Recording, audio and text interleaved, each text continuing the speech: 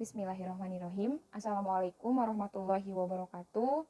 Selamat pagi, selamat siang, selamat sore, dan selamat malam seluruh rekan-rekan mahasiswa yang saya banggakan.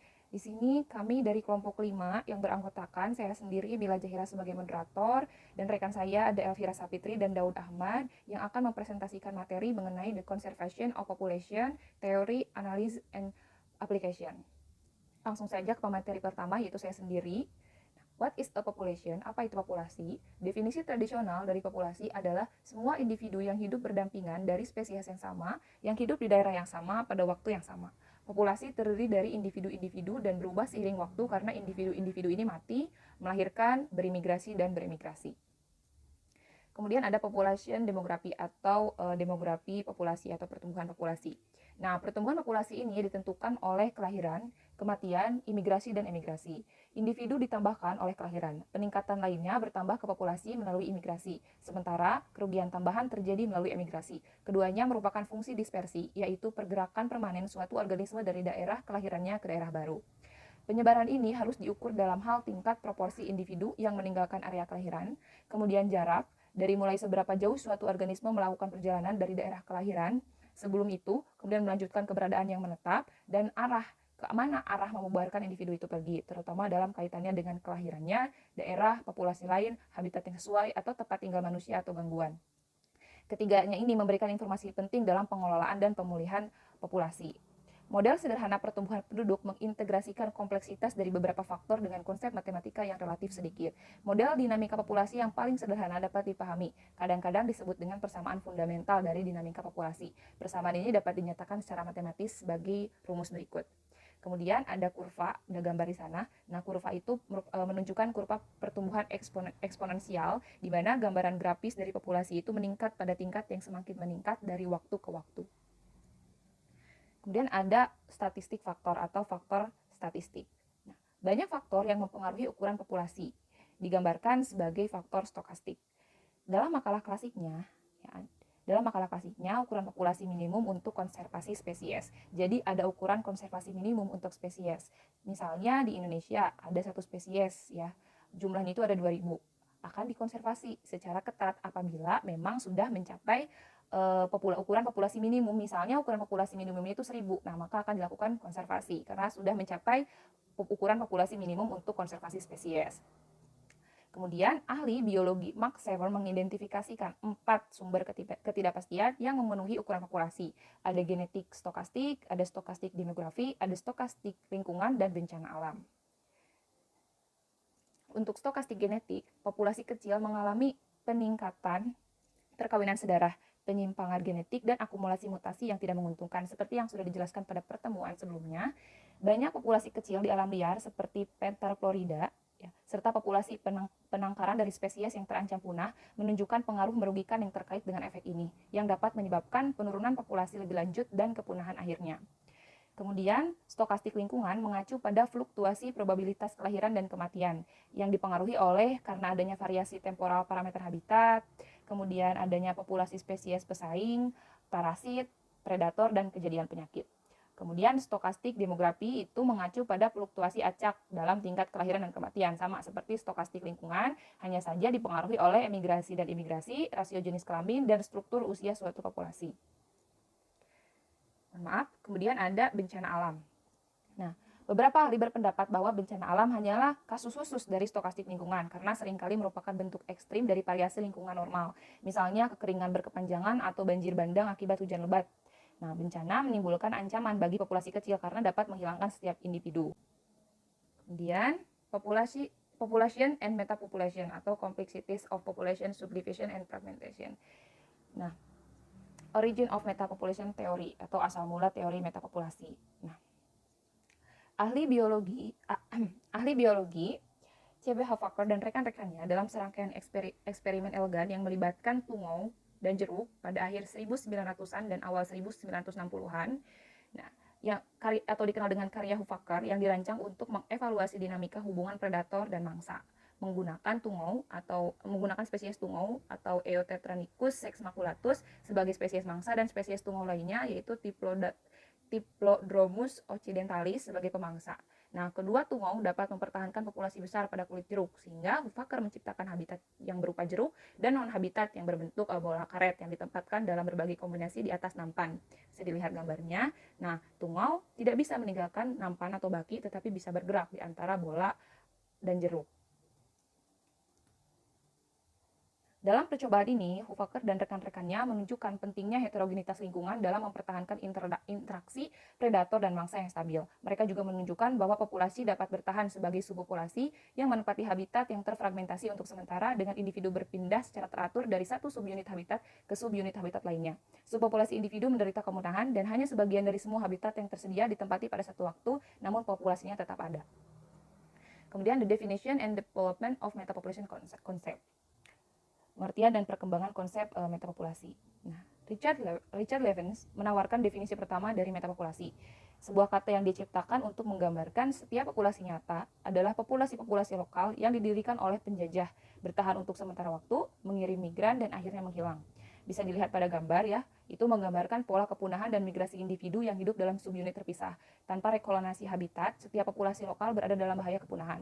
Panah di sana mewakili rekolonisasi populasi. Nah, bercak putih yang di kiri itu mewakili populasi yang telah punah karena kurangnya imigran. Bercak abu-abu adalah habitat yang sudah ditempati. Kemudian, Levins adalah seorang ahli ekologi matematika yang teori metapopulasinya muncul dari penelitiannya tentang heterogenitas habitat dan hubungannya dengan masalah yang terkait dengan pengendalian serangga yang merusak tanaman. Dalam makalah yang dipresentasikan pada simposium, Levins menyatakan bahwa tujuannya adalah untuk menunjukkan bahwa pola variasi lingkungan dalam ruang dan waktu dapat dimanfaatkan dalam pengendalian hama dan untuk menunjukkan informasi yang diperlukan untuk pemilihan predator yang paling menjanjikan. Tujuan Levins adalah untuk menentukan sifat optimum populasi predator yang dapat mengendalikan hama dan kemudian menghasilkan populasi tersebut melalui seleksi genotip.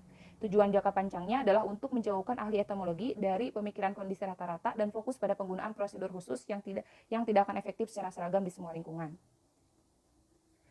Nah, kemudian Emanuel from Harvard dari Universitas of Würzburg, Jerman, dan rekan-rekannya mendefinisikan 4 kondisi yang diperlukan untuk memenuhi kriteria metapopulasi klasik. Pertama, habitat terpisah patch di mana individu muncul harus dapat mendukung populasi pemuliaan. Kemudian yang kedua, salah satu dari pemuliaan ini, kumpulan subpopulasi harus rentan terhadap kepunahan. Yang ketiga, rekolonisasi setiap patch habitat yang mengandung atau sebelumnya mengandung subunit populasi harus dimungkinkan. Kemudian yang keempat, dinamika subpopulasi harus asinkron atau peristiwa demografis seperti peningkatan dan penurunan populasi harus terjadi pada waktu yang berbeda di unit yang berbeda. Kemudian di sini, does metapopulation theory predict behavior of real population? The case of the growing grass brook.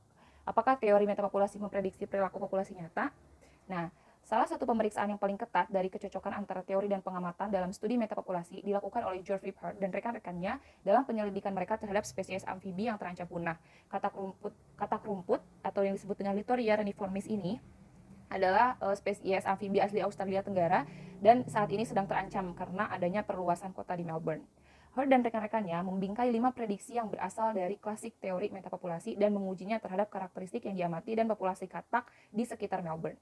Prediksinya yang pertama adalah probabilitas hunian habitat atau lahan basah dipengaruhi secara pasif oleh kedekatan populasi tetangga. Kemudian prediksi yang kedua, kesetiaan habitat akan tinggi sehingga mayoritas individu hanya akan menempati satu lahan basah selama hidup mereka. Kemudian prediksi yang ketiga, hunian habitat akan sangat dinamis dari waktu ke waktu karena populasinya independen dan rentan terhadap kepunahan, dan oleh karena itu muncullah prediksi yang keempat, itu kemungkinan kepunahan pada populasi subunit tertentu hanya akan dipengaruhi secara lemah oleh keadaan subunit tetangga.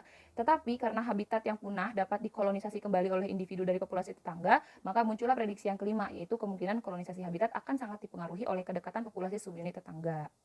Nah, mensurvei 167 lahan basah, kemudian 1.380 kali selama periode 7 tahun dari mulai tahun 2001 sampai 2007, serta melakukan upaya penandaan dan penangkapan kembali yang memberikan perkiraan tingkat dan jarak penyebaran. Heard et al. Atau Heard dan rekan-rekannya itu mengkonfirmasi masing-masing dari 5 prediksi untuk populasi ini. Penghuni lahan basah yang disurvei oleh kotak rumput ini tidak acak, tetapi mengelompok secara spasial, mengkonfirmasi atau sesuai dengan prediksi yang pertama. Kemudian sebagian besar katak menunjukkan jarak penyebaran kurang dari 200 meter. Ini mendukung prediksi yang kedua, karena situs yang kuat pada populasi individu. Kemudian, survei berulang mengkonfirmasi koloniasi dan kepunahan spesifik lokasi yang sering. Ini mendukung prediksi yang ketiga. Kemudian pengaruh kedekatan pada kepunahan, yaitu kepunahan tidak berkerumun kuat, itu mendukung prediksi yang keempat. Kemudian tetapi situs koloniasi sangat berkerumun dengan lahan semua basah yang dijajah terletak dalam jarak 1.300 meter dari lahan basah yang diduduki. Jarak rata-rata itu 510 meter. Ini sesuai dengan prediksi yang kelima. Nah, untuk katak rumput yang ada di Melbourne ini, prediksi teori metapopulasi klasik itu terbukti benar dan menawarkan dasar yang kuat untuk perencanaan konservasi.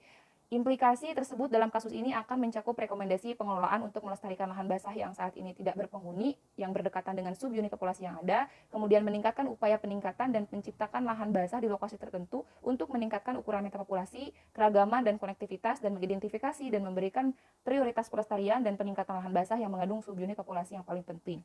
Sekian materi yang bisa saya sampaikan, selanjutnya akan dilanjutkan oleh rekan saya. Kepadanya dipersilakan. Baik, bismillahirrahmanirrahim. Assalamualaikum warahmatullahi wabarakatuh. Di sini saya akan menjelaskan mengenai mendeteksi populasi untuk konservasi pengelolaan. Yang pertama adalah masalah deteksi. Pengetahuan yang akurat tentang jumlah organisme di suatu area yang diminati sangat penting untuk konservasi yang efektif. Tetapi pengelolaan populasi satwa liar saat ini mengakui bahwa tidak ada metodologi survei yang secara sempurna mendeteksi setiap individu di area yang disurvei, apalagi seluruh populasi. Persepsi seperti itu tidak selalu terjadi. Tokoh ikonik awal dalam ekologi hewan seperti Charles Elton dan dalam pengelolaan satwa liar, Aldo Leopold menulis secara rinci tentang metode sensus yang harus digunakan untuk memperkirakan distribusi dan kepadatan populasi. Metode seperti itu sebenarnya bukan sensus, tetapi tidak ada metodologi yang tersedia untuk mengkoreksi individu yang tidak terdeteksi. Tidak adanya solusi tidak menghilangkan masalah. Ada 3 dilema yang muncul dari menyebut upaya pengambilan sampel seperti itu sebagai sensus.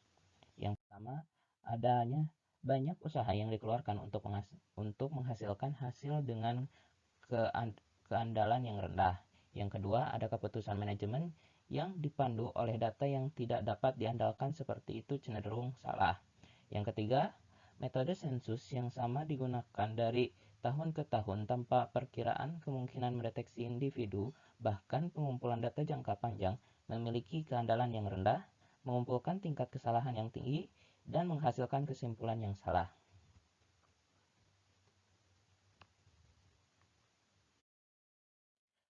Ahli ekologi yang terlibat dalam pengambilan sampel jarak jauh yang telah menjadi subdisiplin tersendiri dalam ekologi modern, termasuk di antara yang pertama memahami dan berupaya mengkoreksi masalah yang terkait dengan deteksi yang tidak sempurna.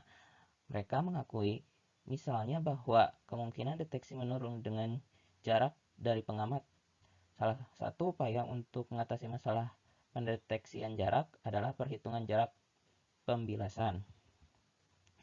Jarak pembilasan yang digunakan dalam perkiraan kepadatan burung buruan seperti burung pegar, belibis, dan puyuh yang sering dihitung ketika meledak ke dalam penerbangan dari posisi di tanah sepanjang atau dekat garis transek yang dilalui oleh seorang pengamat, di mana hubungan jarak deteksi seperti itu dapat diukur. Manajemen berusaha untuk memperoleh perkiraan kepadatan dari jumlah individu yang memerah.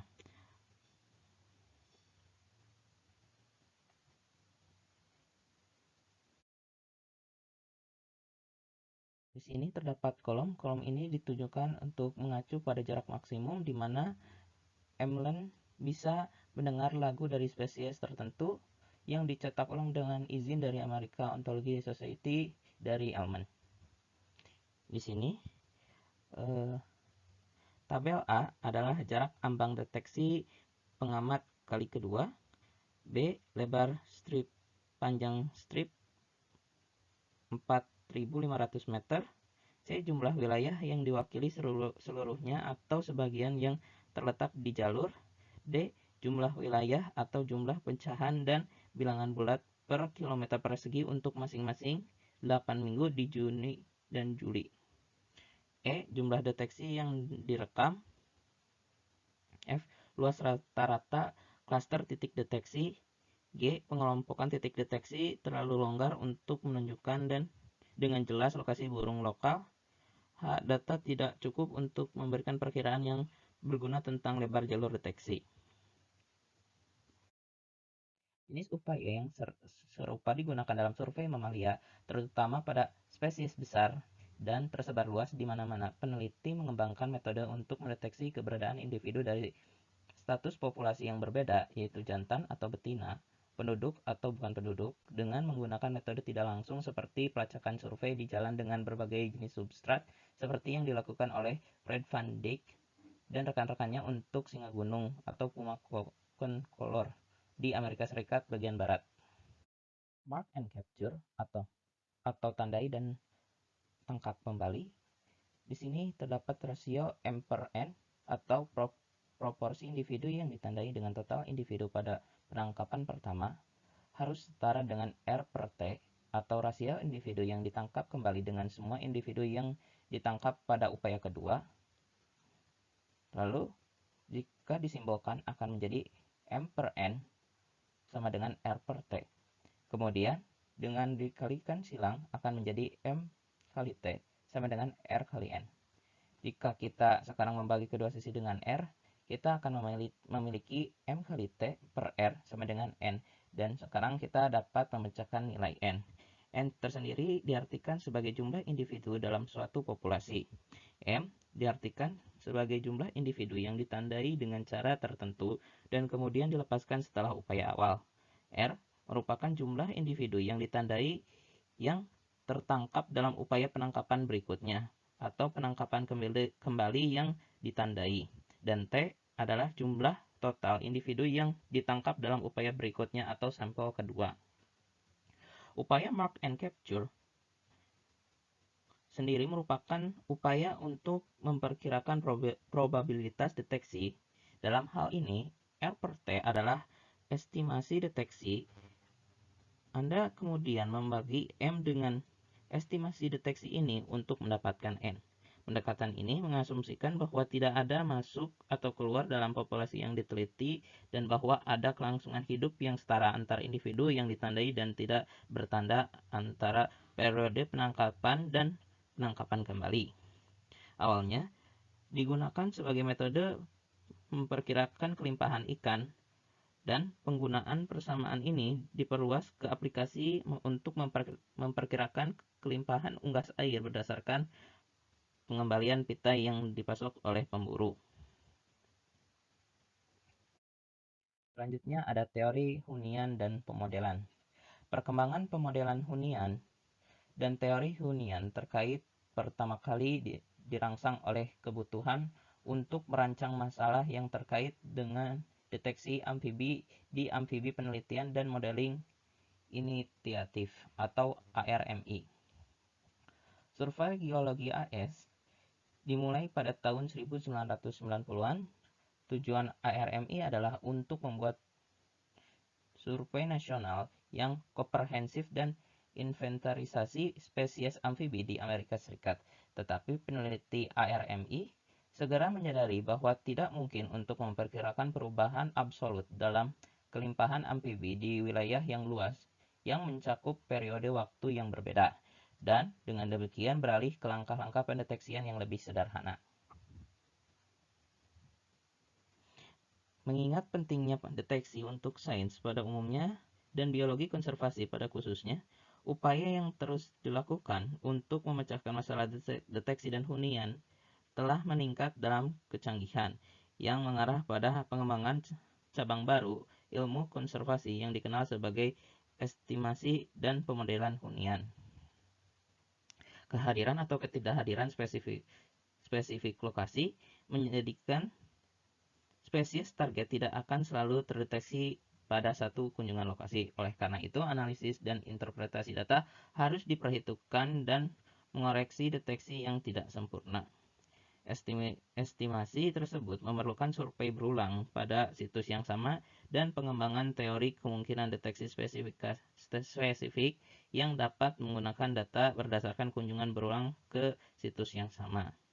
Seiring dengan ilmuwan yang terkait dengan ARMI, Metodologi serupa lainnya secara independen dibuat pada waktu yang hampir bersamaan oleh peneliti yang mencoba untuk memecahkan masalah yang sama dalam konteks yang berbeda.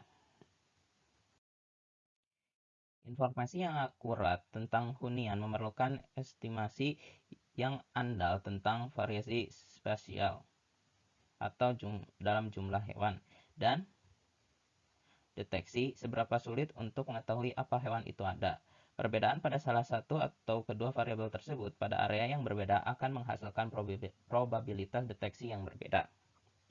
Misalnya dalam studi penggunaan amfibi, kolam hutan di negara bagian Illinois, AS, penulis menentukan melalui kunjungan berulang ke kolam yang sama selama periode 3 tahun bahwa kemungkinan mendeteksi keberadaan katak macan tutul utara atau Lithobates pipiens pada setiap kunjungan tunggal adalah 0,22, tapi kemungkinan deteksi spesies tersebut di lokasi tertentu melalui kunjungan berulang selama 3 tahun adalah 0,98. Di sini terdapat gambar ilustrasi. Ada dua aspek penting dalam pengambilan sampel populasi hewan, yaitu variasi spasial dan kemampuan deteksi. Wilayah biru mewakili area atau populasi yang diinginkan, dengan kotak mewakili lokasi pengambilan sampel yang dipilih.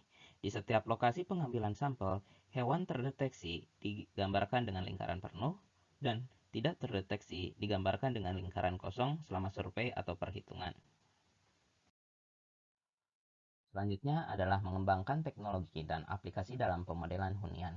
Probabilitas deteksi ditingkatkan dengan desain metode pengambilan sampel yang lebih baik dalam studi lapangan yang ada dan dengan menggunakan perangkat lunak komputer yang dirancang khusus untuk jenis analisis ini.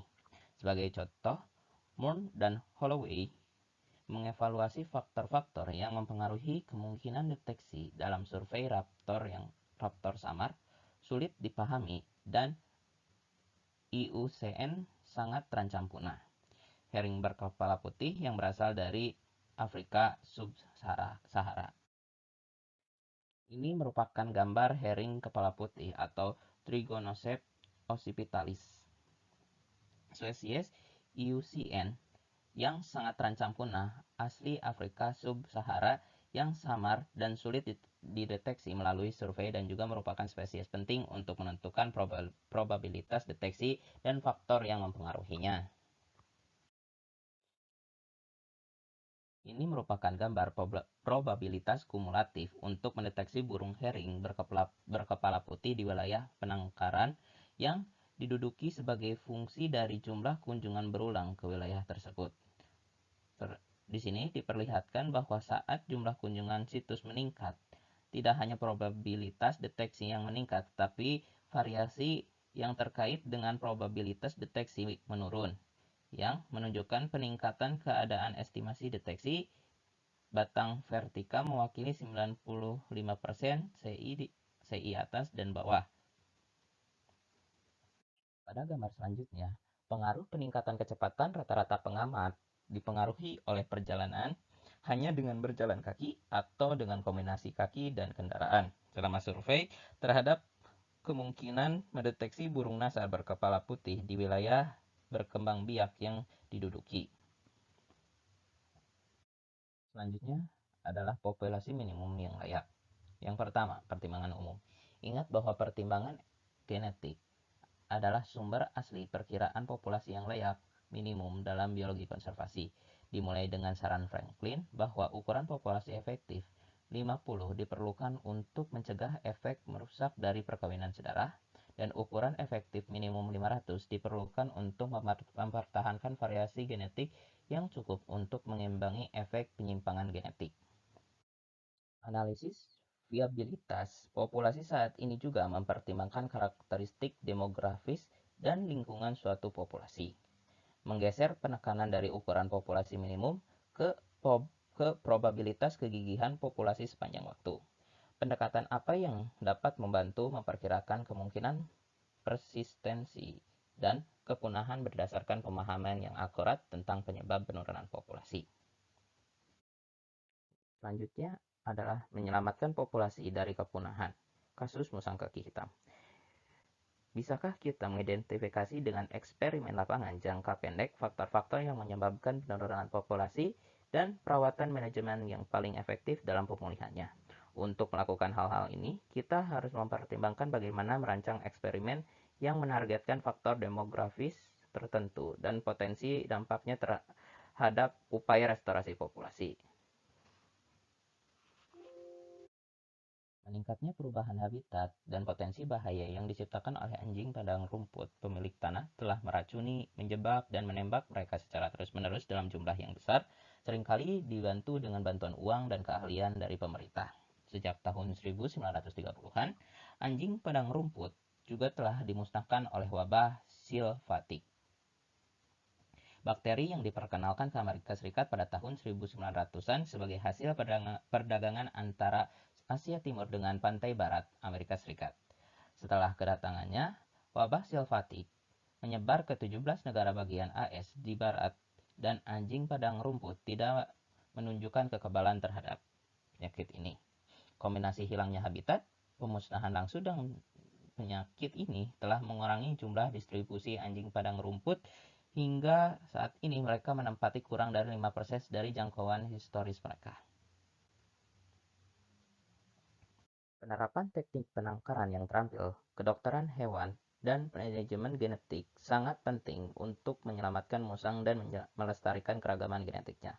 Program ini mulai menghasilkan sejumlah besar musang pada akhir 1980-an, sebagian karena komitmen awal untuk membekukan semen dari jantan dan mengembangkan metode inseminasi buatan yang lebih efektif. Black-footed Ferret Recover Implementation Team yang dibentuk pada tahun 1996 dari BFRT sebelumnya membuat kriteria pemilihan lokasi untuk upaya pengenalan ulang yang disebut matriks alokasi adaptif untuk memandu pengambilan keputusan dalam pemilihan lokasi. Yang selanjutnya, analisis kelayakan populasi. Yang pertama, landasan konseptual. Masalah kritis yang terkait dengan konservasi spesies yang terancam punah seperti musang kaki hitam pasti kembali ke penentuan populasi minimum mereka yang layak. Secara khusus, beberapa jumlah minimum individu yang dibutuhkan dalam suatu populasi untuk memastikan kegigihannya. Memastikan upaya masa lalu untuk menjawab pertanyaan ini adalah aturan praktis berdasarkan pertimbangan genetik. Peneliti kemudian menemukan bahwa ancaman yang lebih besar terhadap populasi kecil terletak pada masalah yang terkait dengan populasi seperti variasi acak dalam tingkat kelahiran, tingkat kematian, dan variabel demografis lainnya, dan pengaruh variasi lingkungan acak terhadap laju pertambahan populasi.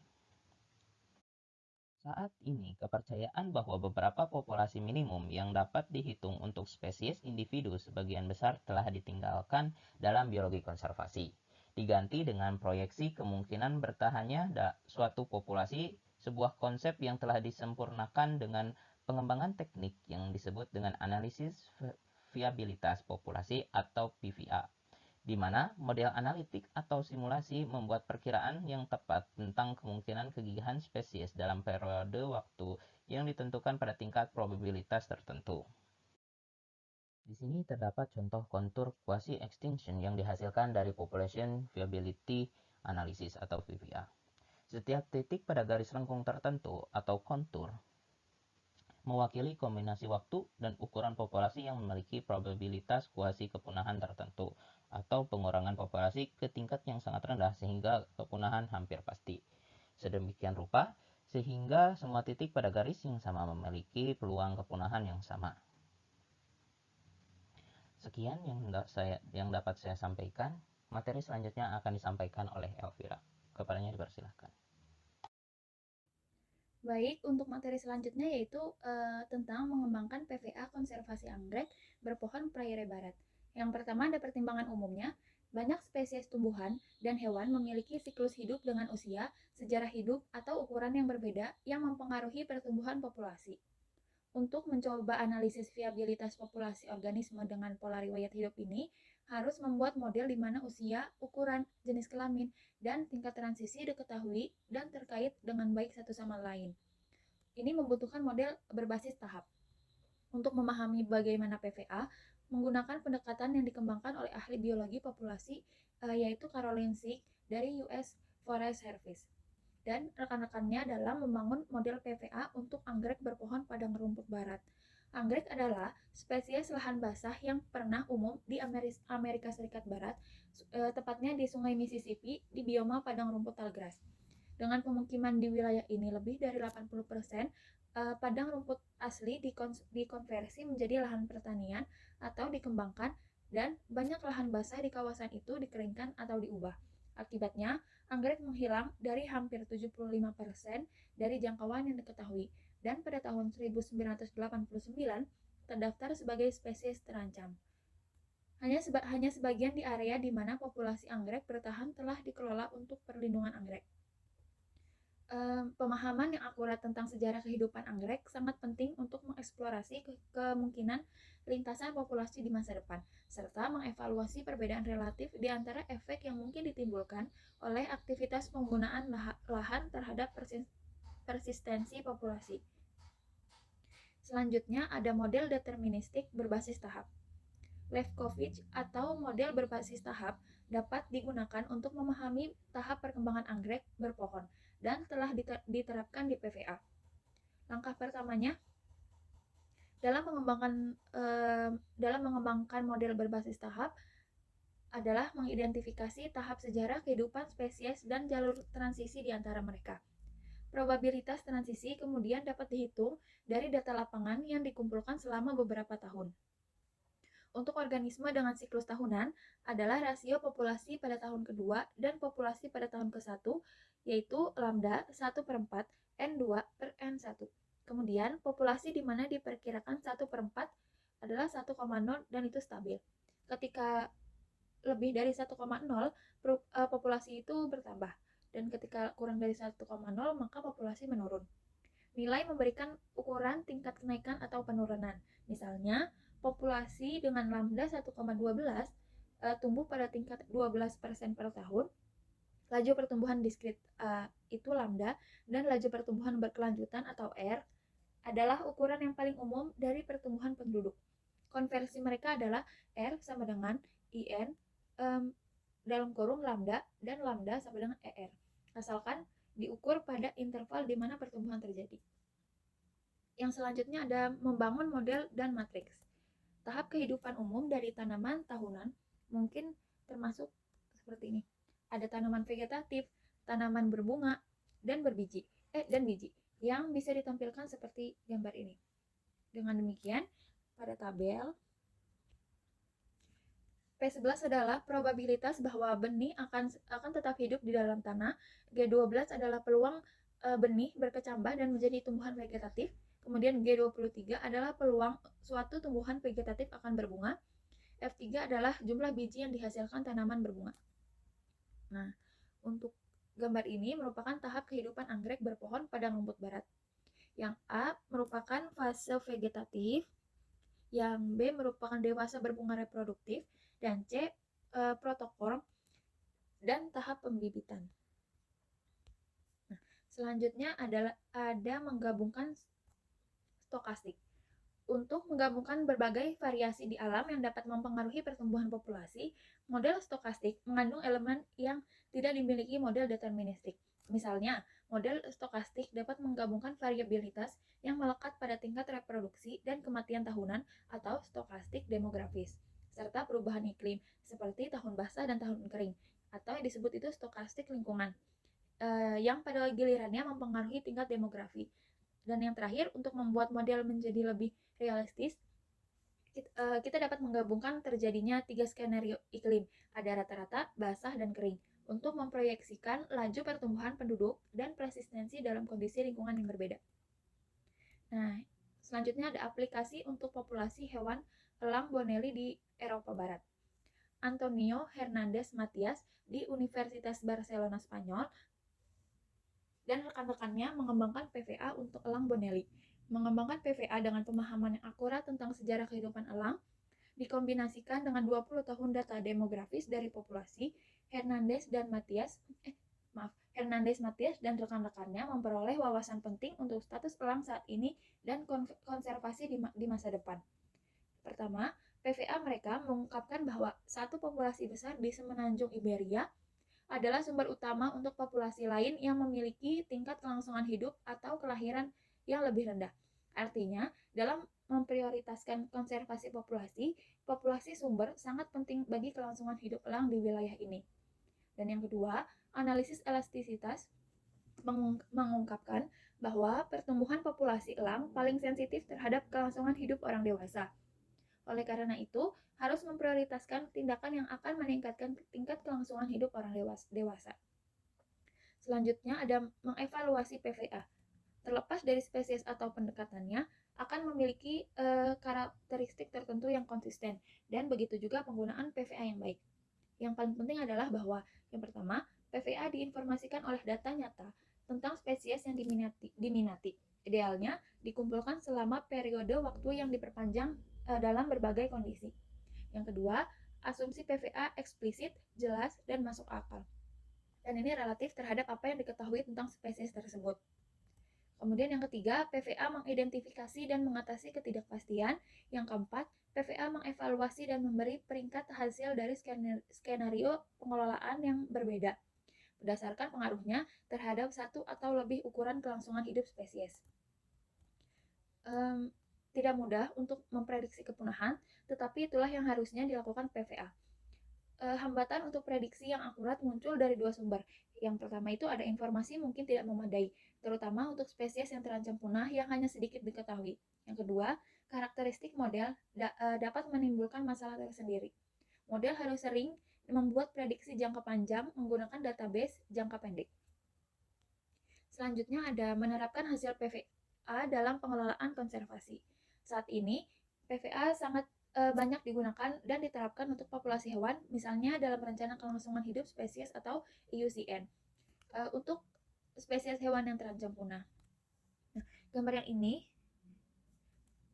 merupakan analisis sensitivitas dan elastisitas PVA elang Bonelli, di mana SA mewakili kelangsungan hidup dewasa, kemudian S1, 2, 3 kelangsungan hidup subdewasa, FA kesuburan dewasa, dan K daya dukung untuk populasi lokal.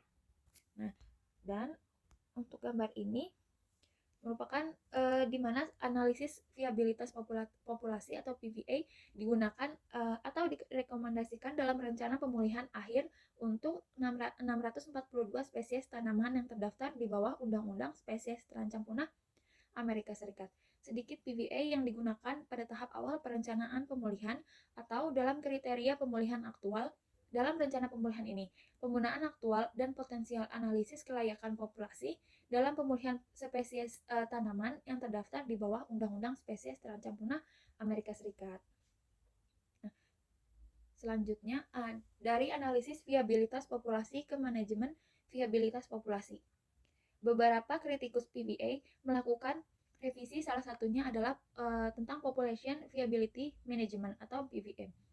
PVM mencoba untuk menciptakan hubungan yang lebih kuat antara hasil model dan pemulihan spesies. Model PVM juga memperkirakan tingkat ketidakpastian hasil yang terkait dengan tindakan pengelolaan yang berbeda. Keberhasilannya dalam mengurangi dampak spesifik pada suatu populasi dan kondisi di mana tindakan pengelolaan dapat diterapkan. Baker dan Doak menggunakan pendekatan PVM untuk merumuskan keterlambatan rencana pemulihan untuk rubah pulau yang terancam punah. Spesies yang hanya ditemukan di Kepulauan Channel di lepas pantai California, awalnya ini tuh terancam punah karena habitatnya yang terbatas. Rubah pulau baru-baru ini juga menghadapi ancaman yang meningkat lagi dari predasi oleh elang emas. Nah, ini gambar ini merupakan perbandingan analisis kelangsungan populasi atau BVA. Yang A, untuk manajemen viabilitas pendudukan BVM. Nah, kemudian yang gambar ini merupakan warna biru itu untuk keputusan pengelolaan adaptif yang berdasarkan data pemantau. Untuk yang warna biru merupakan keputusan pengelolaan adaptif. Nah, yang warna hijau itu berdasarkan data pemantauan yang ditujukan untuk mengurangi ancaman terhadap populasi beresiko. Dan yang warna merah untuk memastikan kelangsungan hidup jangka panjang mereka. Dan warna kuning itu PVA yang seringkali merupakan latihan satu kali yang menghasilkan rekomendasi umum tanpa perhitungan khusus untuk ketidakpastian dalam data dan menghasilkan keputusan pengelolaan berdasarkan tren spesies kelimpahan atau parameter demografi. Becker dan Doak kemudian mengaitkan elemen model yang terkait dengan ukuran dan kematian populasi rubah dengan pendekatan yang berbeda untuk mengelola elang. Pemodelan tersebut mengungkapkan bahwa tingkat pemusnahan elang yang diperlukan untuk menurunkan kemungkinan kepunahan rubah pulau hingga kurang dari 50%, dan hanya dapat dicapai jika tingkat penangkapan elang berbasis perangkap. Selanjutnya ada masalah pemulihan untuk melindungi konservasi spesies relians. Langkah-langkah konservasi yang digunakan dalam rencana pemulihan warbler menggunakan strategi bagian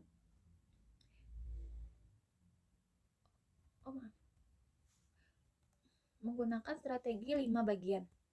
Yang pertama ada menciptakan habitat yang lebih cocok dan meningkatkan perekrutan warbler dengan. Kemudian ada langkah-langkah konservasi yang digunakan dalam rencana pemulihan warbler menggunakan strategi 5 bagian. Yang pertama, untuk menciptakan habitat yang lebih cocok. Yang kedua, meningkatkan perekrutan warbler dengan mengendalikan parasit sarang burung. Yang ketiga, memantau populasi. Yang keempat, melakukan penelitian dan mengembangkan program pendidikan publik tentang warbler Kirtland dan kebutuhannya. Dan maaf untuk yang di PPT sedikit ada kesalahan, kurang yang nomor 5. Dan upaya ini berkontribusi pada peningkatan yang stabil dalam jumlah warbler Kirtland dimulai pada tahun 1990-an. Nah, untuk gambar yang ini jumlah burung ini gambar merupakan jumlah burung kicau jantan Kirtland yang terdeteksi selama yang terdeteksi dalam sensus 10 tahun tahunan yang dilakukan di seluruh rentang spesies dari tahun 1981 hingga 2011. Perhatikan bahwa setiap tahunnya sejak 2001 jumlahnya melebihi target pemulihan. Kriteria pemulihan telah dipenuhi setiap tahun. Dinas Perikanan dan Marga Satwa Amerika Serikat mengusulkan penghapusan warbler pada April 2018. Namun dengan penghapusan tersebut, hilangnya perlindungan hukum untuk spesies tersebut dan hilangnya juga dana pemerintah yang ditujukan untuknya. Dana yang digunakan untuk pembuatan habitat dan pemindahan cowbird. Untuk menggantikan perlindungan hukum dan pendanaan untuk warbler Kirtland adalah membuat perjanjian pengelolaan konservasi atau CMA. Nah, selanjutnya itu ada perjanjian pengelolaan konservasi untuk spesies yang bergantung pada konservasi. Tim Pemulihan Warbler Kirtland atau KWRT menyimpulkan bahwa elemen tambahan dari pemantauan populasi dan penelitian akan tetap penting untuk mempertahankan populasi warbler setelah delisting. CMA untuk warbler Kirtland membutuhkan 5 elemen agar efektif. Yang pertama, perjanjian kemitraan yang terus memungkinkan tindakan manajemen yang efektif. Yang kedua, rencana pengelolaan yang diinformasikan dengan memahami elemen-elemen penting dari pemulihan spesies. Yang ketiga, pendanaan yang cukup. Dan 4, penegakan hukum untuk mengembangkan program pendidikan publik. Benar 5. Ternyata ada 4 elemen agar efektif. Kemudian tanggung jawab utama mitra adalah mengawasi rencana pengelolaan yang dikembangkan bersama oleh Dinas Perikanan dan Marga Satwa Amerika Serikat, Dinas Kehutanan Amerika Serikat, dan Departemen Sumber Daya Alam Michigan, lembaga pemerintahan yang telah menjadi pemain inti dalam upaya pengelolaan hingga saat ini. Lembaga mitra akan mengambil peran utama dalam penciptaan dan pengelolaan habitat, pengendalian burung koboi, penelitian, pemantauan populasi, dan pendidikan publik. Dan pada Oktober 2019, warbler Kirtland secara resmi dihapus dari daftar. Secara resmi juga memulai rencana pemantauan pasca pencabutan. CMA warbler Kirtland memberi kita satu pendekatan yang dapat digunakan untuk spesies lain yang sembuh dari kepunahan namun tetap bergantung pada pengelolaan konservasi untuk bertahan di dunia yang didominasi oleh manusia. suatu kondisi yang akan menjadi kenyataan bagi semakin banyak spesies di seluruh dunia di tahun-tahun mendatang. Mungkin cukup sekian materi yang dapat saya sampaikan, kurang lebihnya mohon maaf. Wassalamualaikum warahmatullahi wabarakatuh. Mungkin sekian presentasi yang bisa kelompok kami sampaikan. Terima kasih atas perhatiannya. Wabillahi taufiq wal hidayah. Wassalamualaikum warahmatullahi wabarakatuh.